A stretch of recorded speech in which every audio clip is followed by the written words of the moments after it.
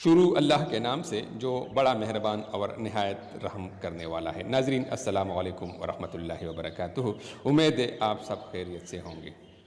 تنخواہ، اجرت، incentives, bonus, یہ سب آپ کی صلاحیتوں کو قید کرنے کے بہانے ہیں تاکہ آپ اپنی صلاحیتوں کو استعمال کر کے آگے نہ جائیں۔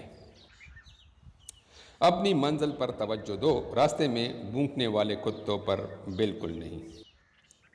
اللہ تعالیٰ سے اگر دعا مانگنی ہے تو سحری کے وقت مانگا کیا کرو، کیونکہ اس وقت اللہ تعالیٰ اور انسان دونوں اکیلے ہوتے ہیں۔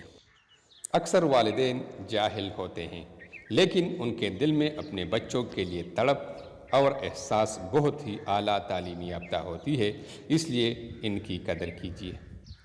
دنیا میں آپ کو بہت سے لوگ اللہ تعالیٰ سے منکر ملیں گے، مگر موت سے انکاری کہیں بھی نہیں ملیں گے۔